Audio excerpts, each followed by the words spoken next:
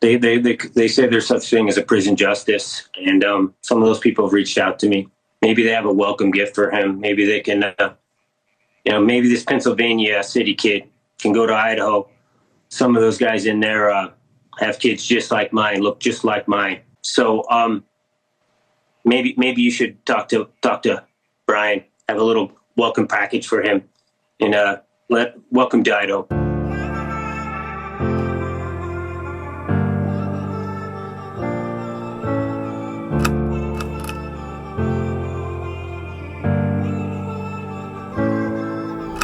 Hey guys, it has been a very long time since I've been on here. Sorry about that.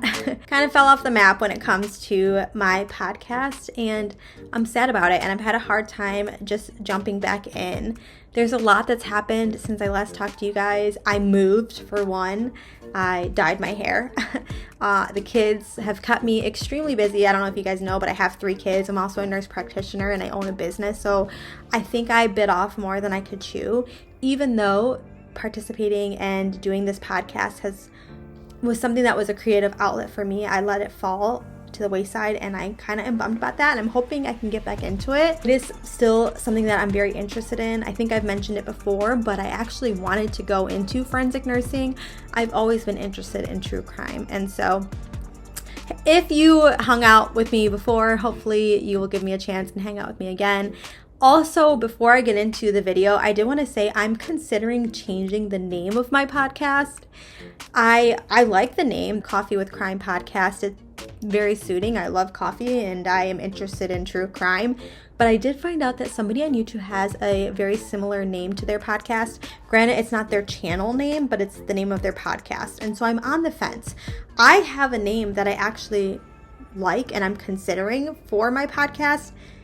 I just haven't pulled the trigger, so to say, just yet. So you guys let me know if you're interested in what my idea for the new podcast name would be, and if you think I should do it, because I don't want to have that similar of a name to somebody else that's already pretty established. I guess shame on me, I should have looked into it a little bit more, but I didn't. And so now I'm asking what you guys think I should do. But yeah, I've missed being on here, and so thanks for joining me if you are back. I appreciate your patience while I dropped off the earth for a year. I think it's been a year. But otherwise, I hope life is going well for you. Like I said, life is well for me. It's just super busy. But I thought no better than to get back into the true crime commentary, true crime world, than to talk about what's going on with the case with Bryan Kohberger. I have done a deep dive in the case previously. Obviously this was over a year ago, so we have learned so much since then, and he has his sentencing hearing in just a couple of days. We'll get into that, but I wanted to sit down and talk with you guys about all of the updates that have come out since I recorded that deep dive.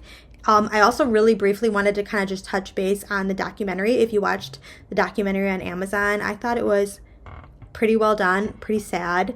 I just wanted to share a few things about that, and then bid you farewell until the next time I come on here. But let's just get into the case and talk about some of the major updates since my first original video. So obviously I'm just going to kind of jump into it the backstory. I assume if you are here watching this, then you do know, of course, who Bryan Kohberger is, how he's been charged with 4 counts of first-degree murder for the University of Idaho students, Kaylee Gonzalez, Madison Mogen, Xana Kernodle, and Ethan Chapin. Now, of course, this happened back in November 2022, so we are coming up on nearly 3 years. Now, since Kohberger has been named and arrested, his defense has tried and tried to delay the trial against him. We waited nearly a full year for this man's alibi that they swore up and down that they had, which turned out to be maybe one of the worst alibis that have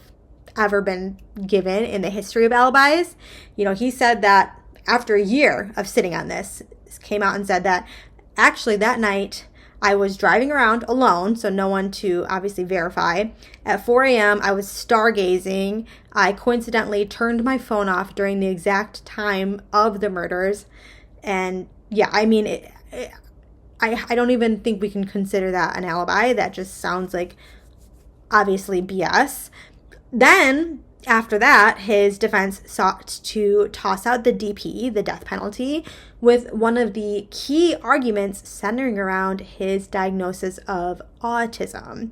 Now, his defense argued that his stoic behavior, his basically lack of ability to express any kind of emotion, which we have absolutely seen, could make him appear as though he lacks remorse, which I think he does, but okay, and make the jury more apt to impose a death sentence on him.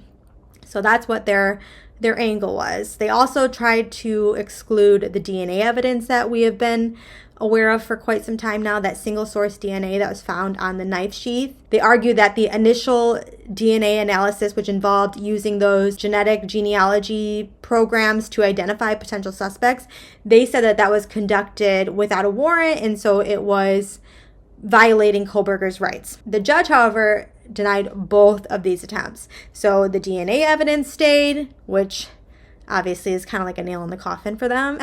And also he threw out the idea that the autism diagnosis was enough to throw out the DP. And so, yeah, these were really big hits for the defense, and they were kind of between a rock and a hard place. It didn't seem like they had anywhere to go from there. And so at the end of June, kind of like a Hail Mary, Kohberger and his defense offered 4 alternate suspects for the crime. So this was nearly 3 years after the tragedy, the crime, and just, of course, coincidentally before going to trial, when the defense decides to throw out this theory, this idea that, you know what, someone else did it. You would think, obviously, if this was legitimate at all, if they had any kind of evidence at all for this, that they would have presented this type of information a long time ago, right? I mean, it would make sense. It seems like they just proposed this idea of alternate persons out of complete desperation because everything just kept working against them. And to me, I was literally disgusted by this. I found this completely disgusting. And so let me kind of explain what I mean. I know his defense attorney, Ann Taylor, I know that she has a job to do. I get that. But I have no doubt in my mind by this point, by the point of when they were naming these 4 alternate suspects, that she knew by this point that Bryan was the guy, right? I know she has a job and it's her job to defend her client, but you'd have to be, I'm trying to think of like the most PG way I could say this, but you'd have to be absolutely dumb to think that we didn't have the guy with all of the evidence stacked against him, and we as the public are, I'm sure, just getting a tip of the iceberg. I would imagine that she knows more than we do, us commoners. And so even if she was defending him, I can't believe in my heart of hearts that she actually, at least by this point, really thought that he was innocent and that he wasn't the guy. So the fact that she would be willing to, in theory, then name these innocent people for this horrendous crime that Kohberger committed in hopes to get her client off, it's just, God, I don't understand how you could live with yourself, how you could sleep at night.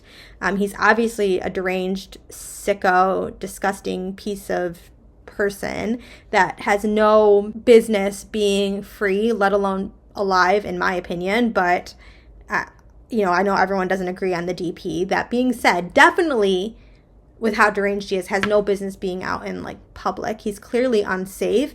And so, yeah, I don't get how you can fulfill that role in that job. It's scary to me, because what if she did get him off and he walked free and he was this demented? I mean, I'd be worried for the safety of other people. And again, I know that every person does deserve a fair trial, but when the evidence is that damning and you're just like grasping at straws to see if you can basically get a killer off on like a technicality or like a sliver of doubt, I don't understand how people can feel decent about this. But anyways, I do get hung up on that. Fortunately, though, Judge Hippler came out and said that there was not a scintilla, which I didn't know what that meant. I had to look it up. It means a trace of competent evidence connecting those alternate suspects to the crime. like damn. I had to, like I said, look up that word, and he just like put the squash on that real quick. He said there's not a scintilla of evidence against these people, and I am definitely going to be using that in my vocab from here going forward. I think that's a great word, but I love that he is kind of just like a no BS judge. He does not mess around. He squashed that so quick. And then, would you believe it, on July 2nd, Kohberger pled guilty. Did you, on November 13th, 2022, enter the residence at 1122 King Road in Moscow, Idaho, with the intent to commit the felony crime of murder? Yes. Did you, on November 13th, 2022, in Latah County, state of Idaho,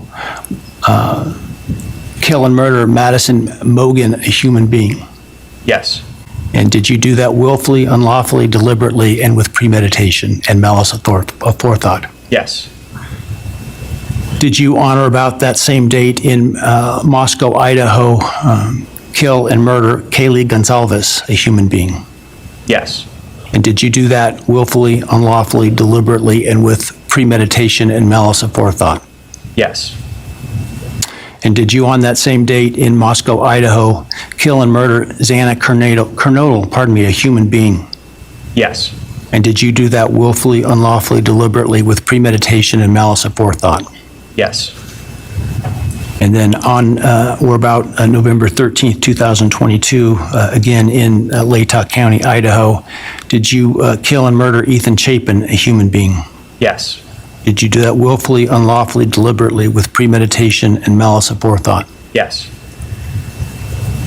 I still am shocked that he pled guilty. I believe, I guess, in my heart that he is guilty, but I didn't necessarily know that his ego would like allow him to admit that he was in fact the criminal, the murderer. But he's afraid of dying, so he had to kind of put his tail between his legs and admit his guilt, even though I know that that hurt him because he really thought that he was going to get away with this. And so yeah, he pled guilty, which means that he gets the death penalty taken off the table, and in turn he will spend his life in prison without the possibility of parole.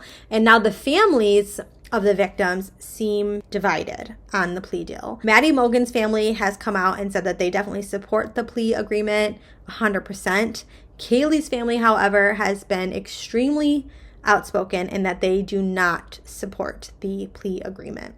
The Gonzalez family have also made multiple posts on Facebook regarding, they've been outspoken this entire time, right? But they've made some posts recently talking about the plea deal, and I thought I would read a couple of them with you guys. I definitely encourage, if you're interested to read more, to check out their Facebook page. They hold nothing back, which I appreciate. I'm glad that they are finding outlets to express themselves. They absolutely have that right, and they deserve to have that platform to share their opinions and feelings, but I just wanted to read a few of their posts. BK literally is too afraid to die, but he wasn't afraid to kill.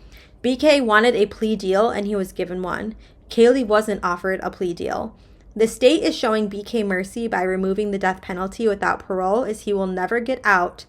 How is that not a win, they ask? Well, the death penalty also means life on death row. We knew it would be decades before he would ever face the firing squad. We knew that his execution was not going to happen anytime soon, but his life on death row while serving his time would have been much worse than serving his time as life in prison. He doesn't deserve life in prison. He deserved life on death row.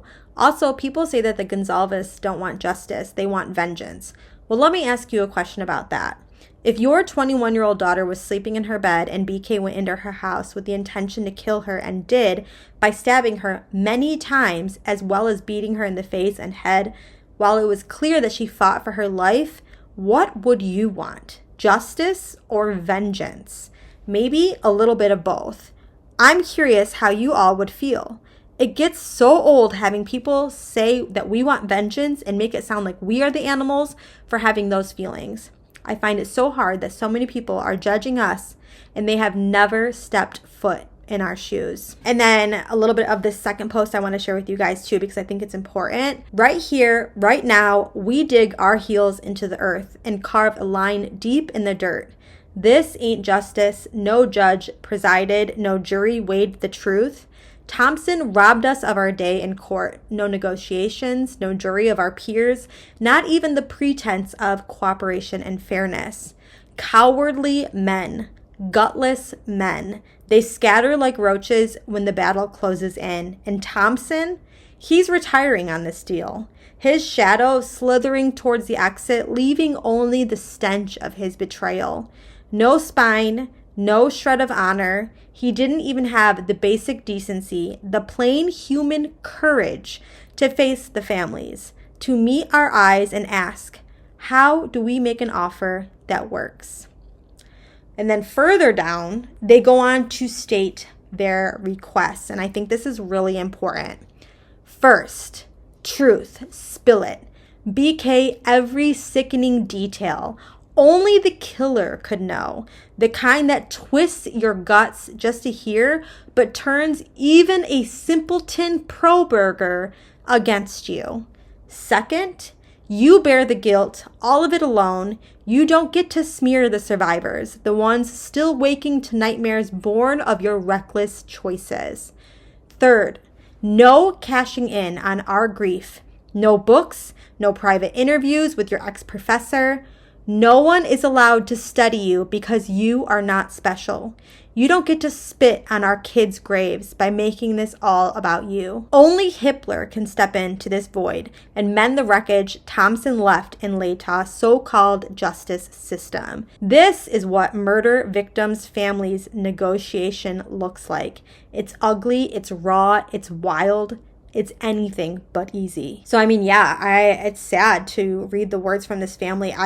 I feel like their heartbreak, their anger, it is actually palpable when I read their words. I can feel the emotion just coming through. And at this point, what matters more than the family getting any type of sense of justice? Of course, protecting the public from Kohberger and not allowing him to commit any more of these crimes. But also, we have to prioritize the families and the victims and letting them have some semblance of justice. These were somebody's children. I don't know. As a mother, I can really, really relate to Kaylee's dad.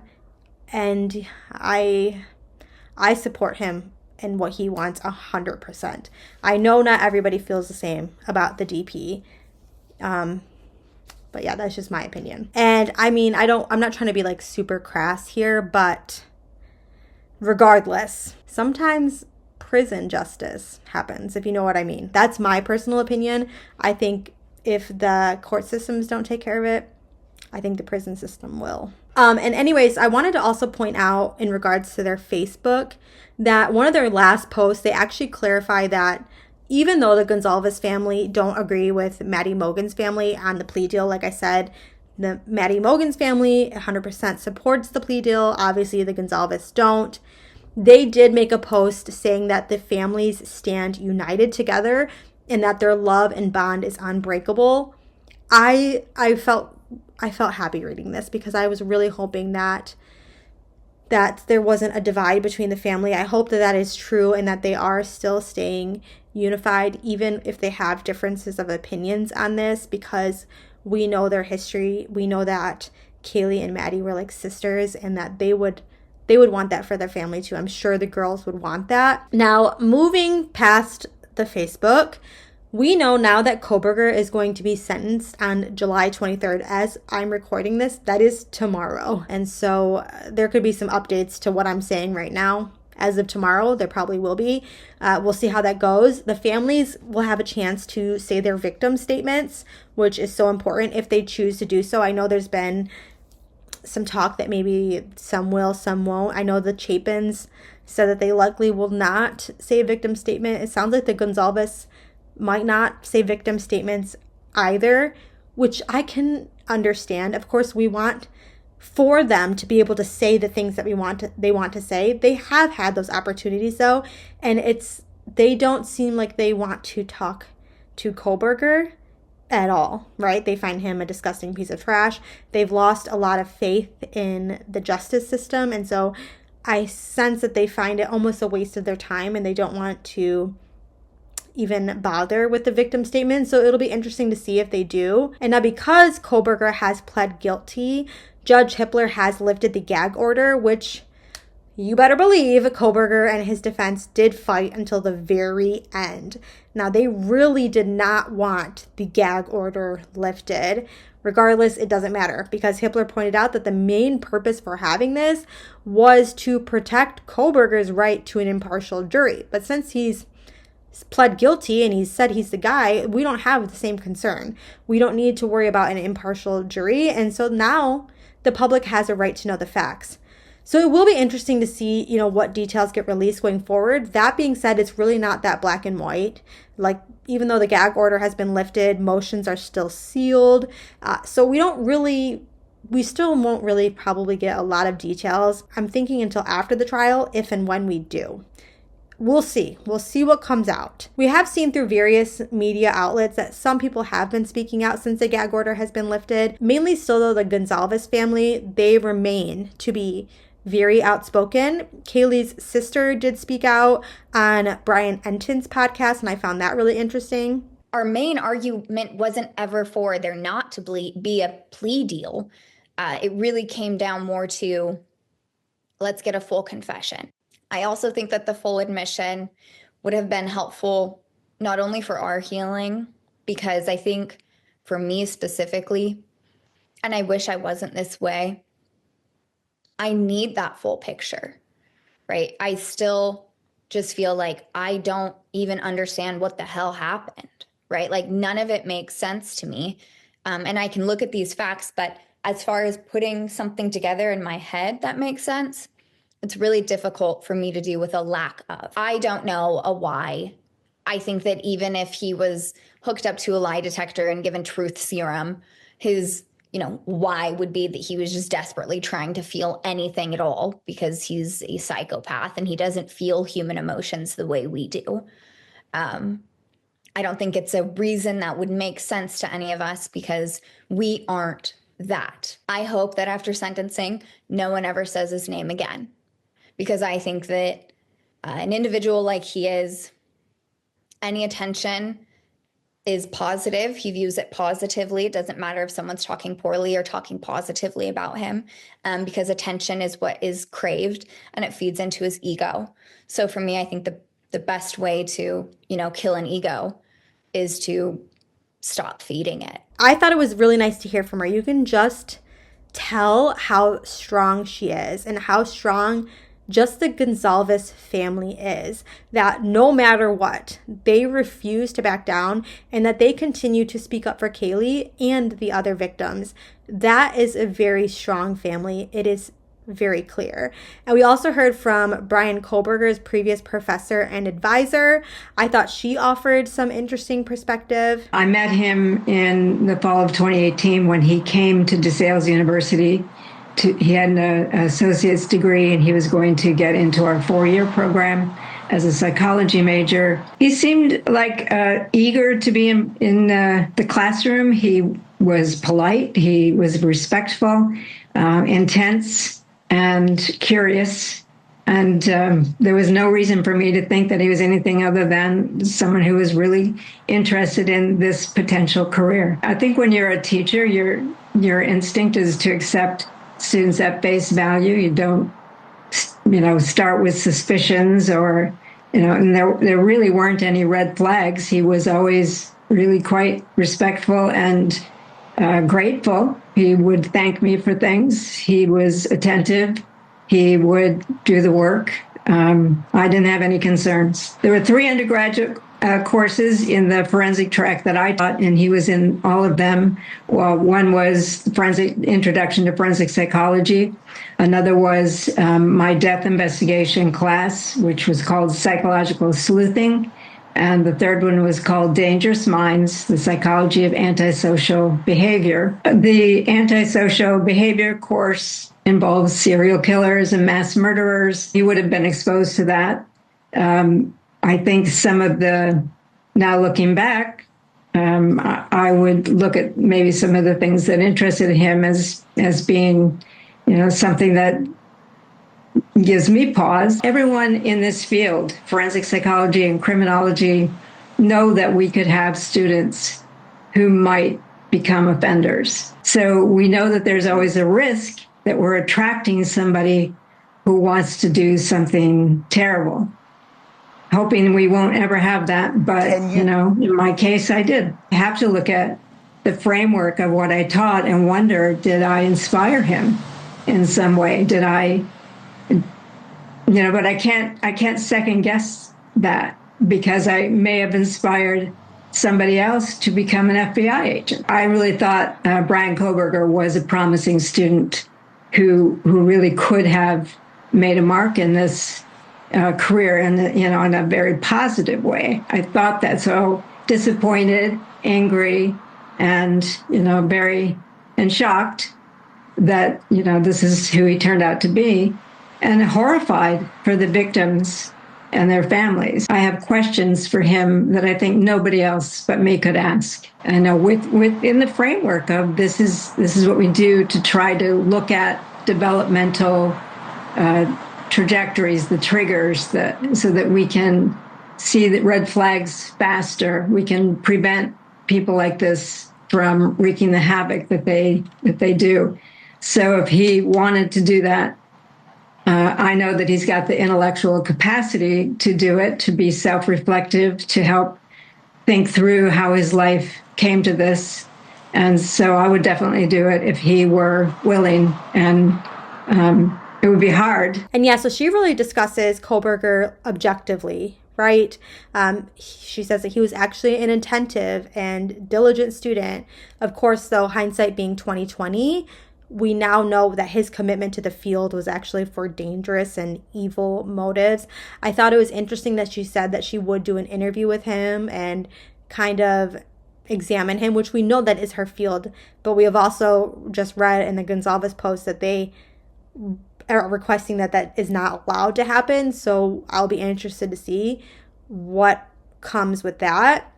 But by far, the most impactful interview that I've seen thus far is going to still be from Kaylee's dad. He actually gave me goosebumps with his words. We're not a normal family. We're going to fight back. You're not going to play us. You're not going to use my daughter's name and literally pretend like we believed in your plea deal. We didn't. We believe in our community. We believe in our peers. We believe in our jury. We believe in the process. And maybe we're fools. Maybe we are complete fools for believing you should have a trial to put somebody in prison for life or kill them. But I'd rather be a fool than to believe in the system that I see before me. Shame on me for letting Kaylee down. It's my mistake. I'm sorry, Kaylee. I'm truly sorry that I didn't get you a prosecutor who really believed what happened to you could only be fixed with life. Fixed, you killed 4 people, and to take 1 life for 4 seems like pretty simple math. But these guys describe this as a win, even though they don't ask us what a win looks like. So I'm sorry. I apologize to my daughter. 4 souls were lost for 1 Bryan. Bryan's not worth 1 of these people, let alone 4. And I'll never accept a deal where 1 frickin' Bryan gets locked up in daycare for frickin' adults. And that's supposed to be equivalent to 4 souls, 4 of us in college doing everything to the best of our ability. 1 loser from Pennsylvania is in his life, in our system, taking care of him. That's equivalent. That's equivalent. I'm ashamed. I'm ashamed that we couldn't have ended you. We didn't find the leadership to end you. That's your victory, bro. That's the best it's going to be. You beat me on that. My bad. I believed in the wrong people. I believed in the wrong leadership. But we'll fix that. They say there's such thing as a prison justice, and some of those people have reached out to me.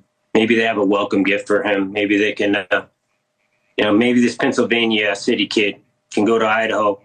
Some of those guys in there have kids just like mine, look just like mine, same age as all these other kids that were here.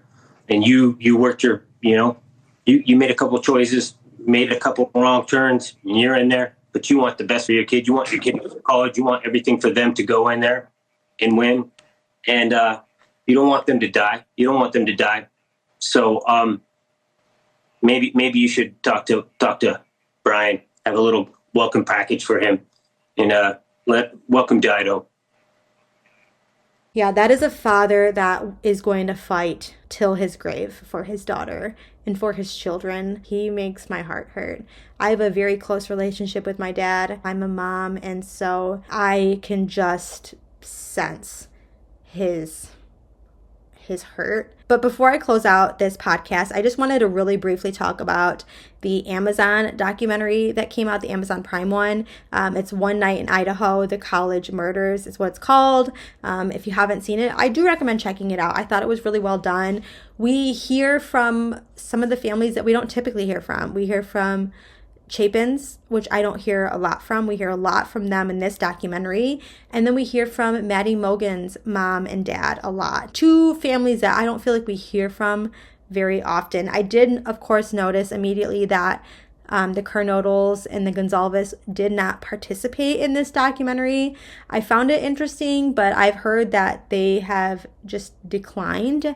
And so they absolutely are within their right. Maybe they just didn't want to, and that's totally understandable. I don't know if you guys have any insight on that as to why they weren't involved besides just declining to be included. Go ahead and let me know. I looked a little bit, I didn't see anything, but whatever the reasoning, of course, like I said, I totally respect their decisions to do so. But yeah, something that really stuck with me in this documentary is listening to Ethan's family, the Chapins in general, but specifically his siblings. As you know, he was a triplet. So hearing from his brother and sister, that was really sad. I really hope that they can find peace. It sounds like they are working through healing and they're taking the steps to do so, but just hearing from them that was really a very hard part throughout the documentary. I did read somewhere in one of the Facebooks that I'm part of for following this case that Ethan's death was actually discussed in the book that just came out. It's called The Idaho 4: An American Tragedy by James Patterson and Vicky Ward. Now, I have not read this and I feel torn about this book. I'm not sure ethically where I stand on reading this. I probably will end up reading it just because I'm so invested in the case, but I don't know. You guys let me know if you've read this book, but I have seen in some of the Facebook groups that I'm part of that they do discuss Ethan's death in this book, and that it's believed, and this is kind of what we speculated, that Ethan was killed in his sleep, and that his mother found some solace in the fact that it's believed he didn't suffer because of this, that he had died in his sleep. Now, there has been speculation and talk of Kohberger and that he carved Ethan's legs, likely after he passed. And so maybe that's some of the details that we'll find out in the future. But I do think that this fits the profile of Kohberger being an incel. And so I'm sure you've heard of the term incel before if you've been following this case especially, but an incel is typically a younger male that is unable to attract women sexually, and so they're hostile towards women and men who are sexually active. And so a lot of people think that this describes Kohberger and, could potentially define his motive and would explain why maybe he would carve on Ethan, because as far as we know, that's the only person that he did that to. And so maybe there was just hostility towards Ethan, who he saw as someone who could successfully attract females. So that kind of ties into the last point that I found interesting from the documentary, and that being that they really talked about Papa Roger. So Papa Rogers was an alias that was used by a social media user who was speculating about the Idaho murders before Kohberger was even arrested. He was on this Facebook page speculating about what happened, asking questions, and people were really alarmed about this. And so you can see here some of the comments that were made by Papa Roger. And this documentary really kind of does a dive into Could Papa Roger have been Bryan Kohberger in disguise? Some people say no, because the account was still active even after Kohberger was addressed, but others speculate that it was only active because it was law enforcement accessing the account. So I don't know, they did speculate about that, but the idea was that Papa Roger was actually a nod to another incel named Elliot Roger. So Elliot Roger was a 22-year-old man who committed a mass killing on May 23rd, 2014. He killed 6 people and injured 14. And in his manifesto, he described his attack as a day of retribution. He blamed women for rejecting him and men for being more sexually successful. And he saw himself as a victim of a society that overlooked him.